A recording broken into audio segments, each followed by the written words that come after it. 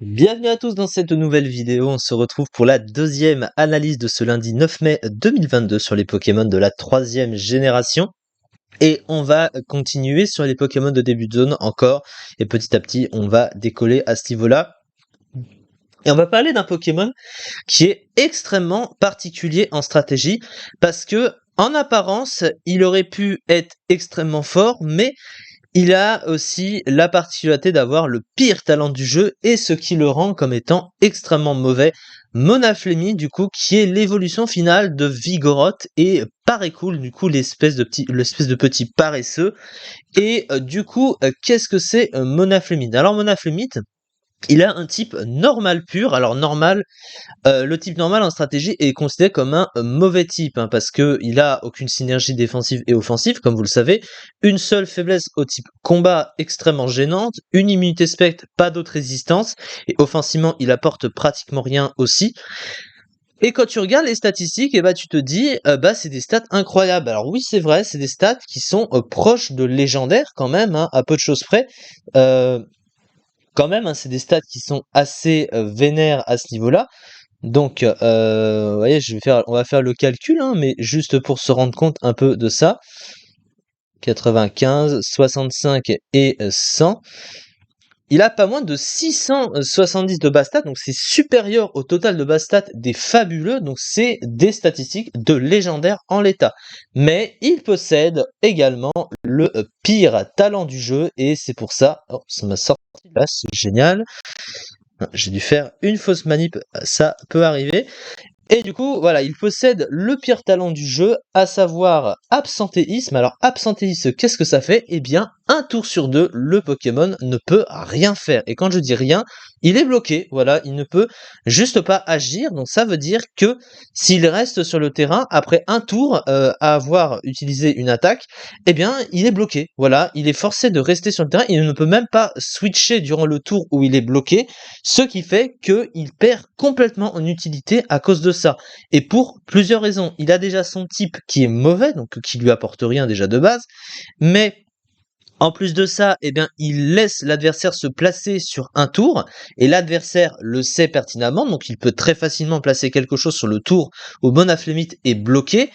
Le type combat, sa seule faiblesse, est un type extrêmement présent, qui est devenu de plus en plus présent au fil des générations. Donc il suffit que l'adversaire place un énorme Pokémon de type combat, et derrière, une fois le tour perdu de Monaflémite, eh ben, il pourra rien faire parce qu'il sera menacé par le Pokémon de type combat, et il sera forcé à partir. Et même s'il a une bonne vitesse, bah, si c'est un Pokémon de type combat qui peut tanker les coups, eh ben, il va se faire massacrer. Il laisse également le setup gratuit, hein, parce que comme l'adversaire peut se placer sur un tour, et ben il peut venir se setup une fois, deux fois. Au pire, il prend un tour de dégâts au début, mais après il peut se setup parce qu'il sait il sera bloqué. Et derrière, il peut mettre des dégâts assez énervés sur Monaflémite. Donc Monaflémite perd également en ça.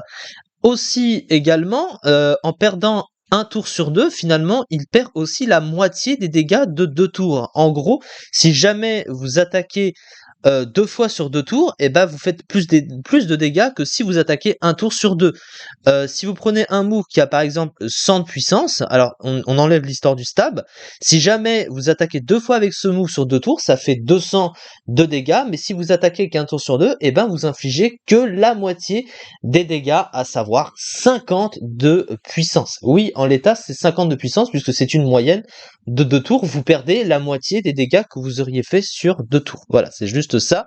Donc, du coup, ce talent perd complètement l'utilité de ces excellentes statistiques. Alors que pourtant, le move pool est pas mauvais à côté, hein. Vous voyez qu'il a des attaques offensives qui sont plutôt variées. Alors, il a également des attaques spéciales. Il a une attaque spéciale de 95. Alors, elle est pas si mauvaise, donc elle est utilisable, hein, mine de rien. Puis, il a des accès retour stabé, il a poursuite, séisme, des points élémentaires. Il a gonflette, hein, qui lui permet également de se placer. Il a même accès à un move de soin assez rare, hein, il a paresse, donc il peut se soigner, hein, mine de rien, donc il a vraiment de bonnes utilités offensives. Mais à cause de ce talent, bah, ça gâche tout.